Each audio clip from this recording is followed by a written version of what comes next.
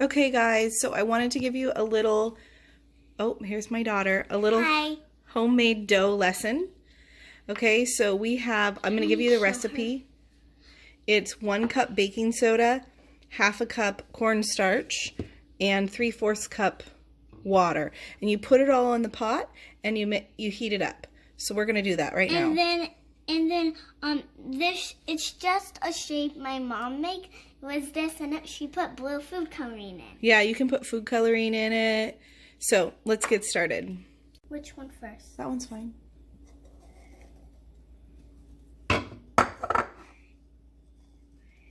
Then do I mix it? Yeah. Then you add the water and then you mix.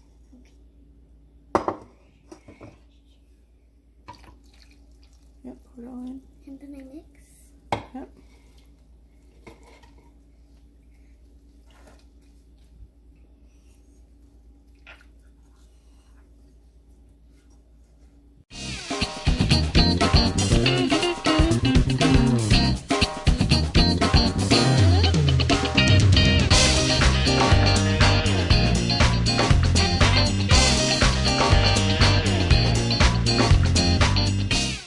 So when it starts to get hot, it's going to make little bubbles, and then it's going to get thicker. And when it gets thicker, you want to switch from a whisk to a spatula.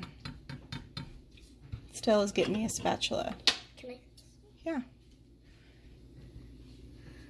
Thank you, Stella. So it's starting to get thicker. And you want to constantly, yep, you want to constantly stir. Here, Stella. And it is hot, so be careful. Don't burn yourself. If you need to, have a parent help you. I'm going to turn it down just a little bit and finish it off.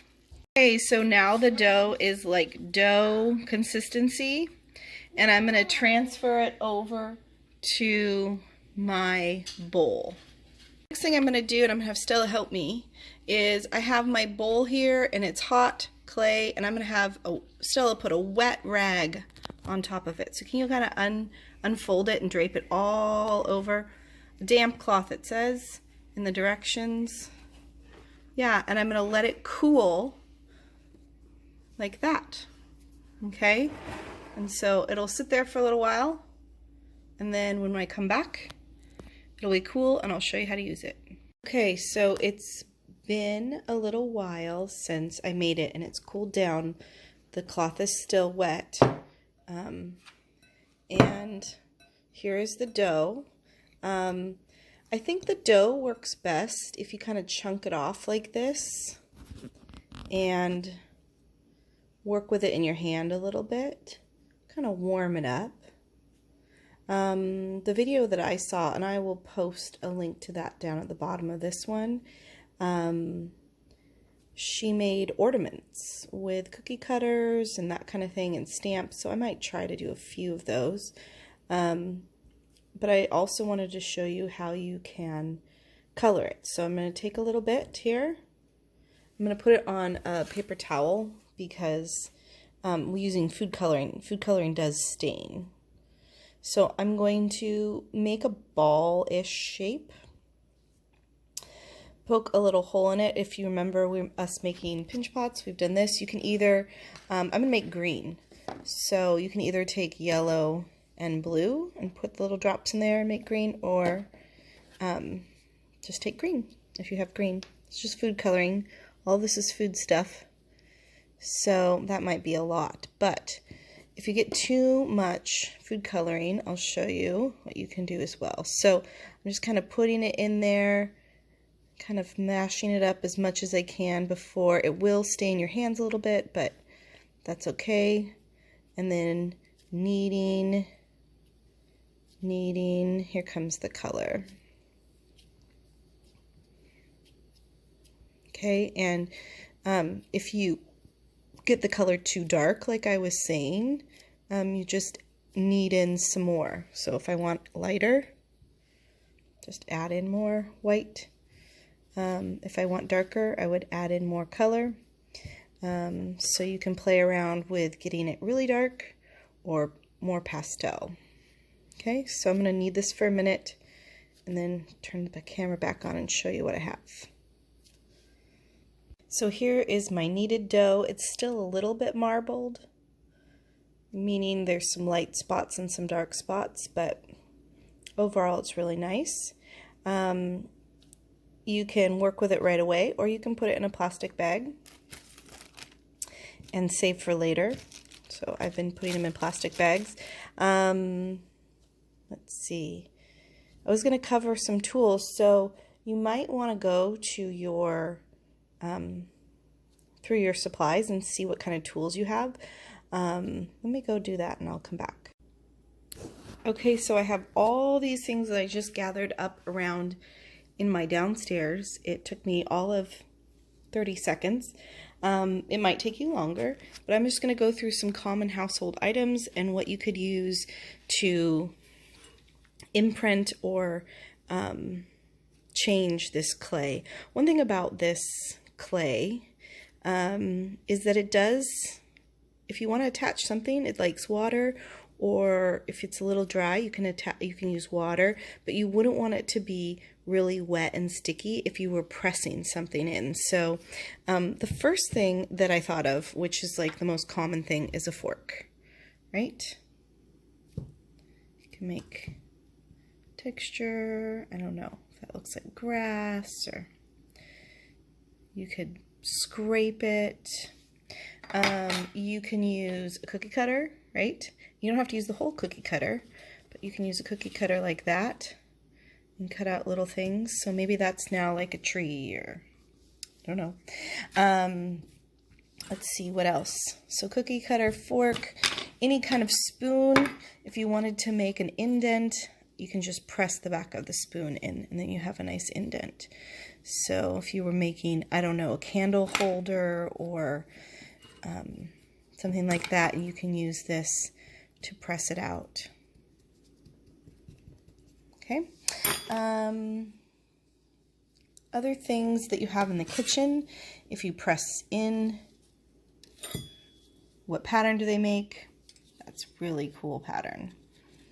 So just using your, this is really flexible too, so it's kind of hard.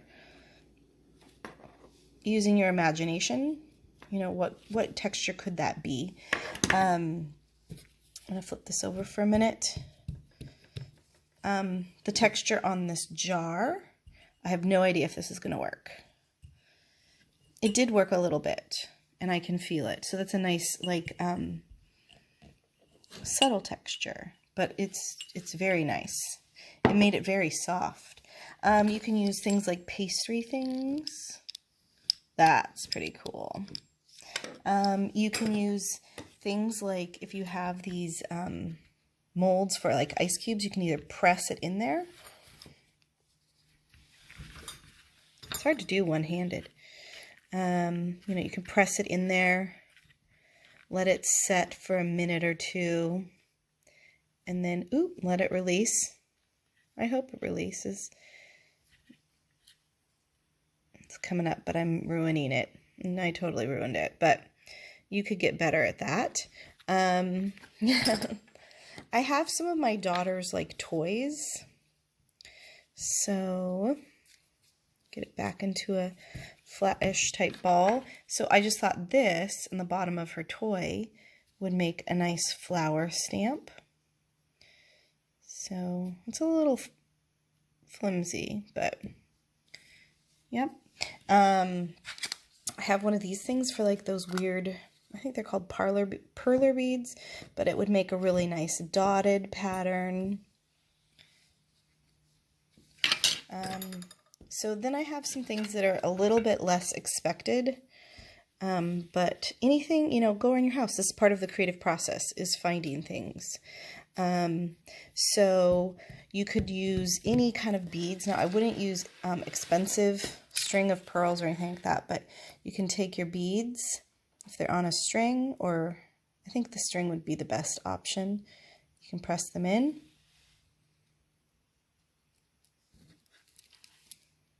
Okay, that worked really well. These plastic beads work well. Anything like a spatula, but look, now you have raised lines. Or this thing, I'm not actually, well, I'll push it in and see. Very cracky texture, but you may want that. There, that looks more like stones there. So, you know, use your imagination. But the other two things that I have, I don't think you would expect. A tweezer and a scissor.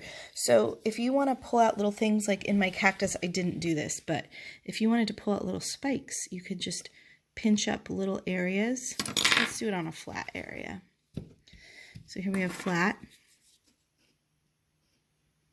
And I could start pinching up.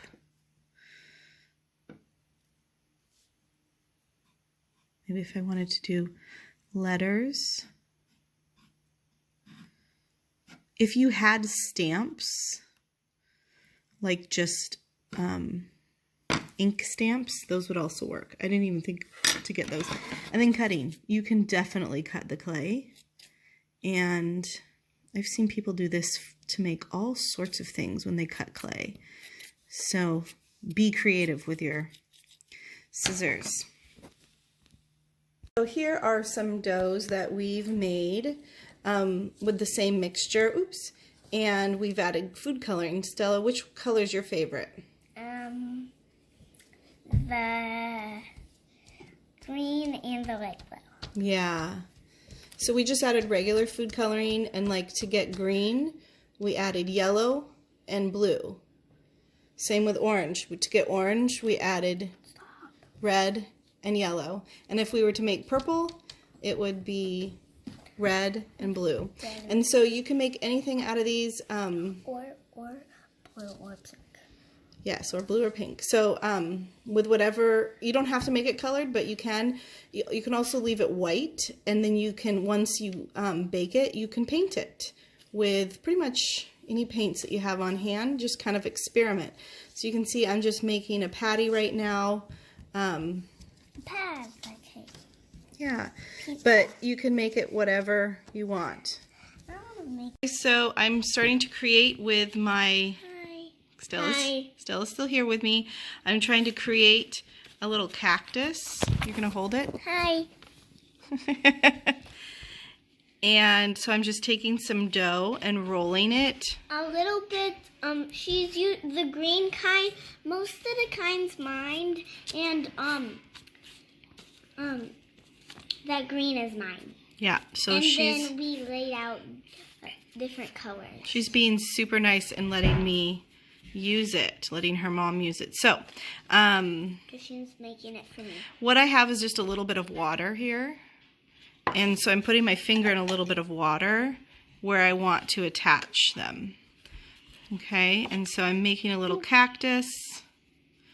Yep, and it does kind of blend together. Good job, sweetie.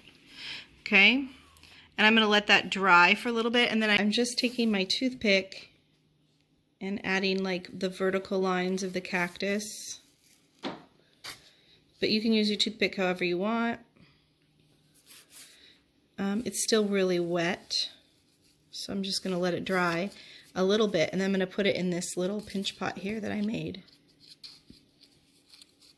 And this is also very wet. And then I store this clay in just a Ziploc bag. I have a whole bunch of Ziploc bags here, but you could use plastic wrap or anything that keeps it airtight, and I leave it out on my counter until we're ready to use it again. So I'm going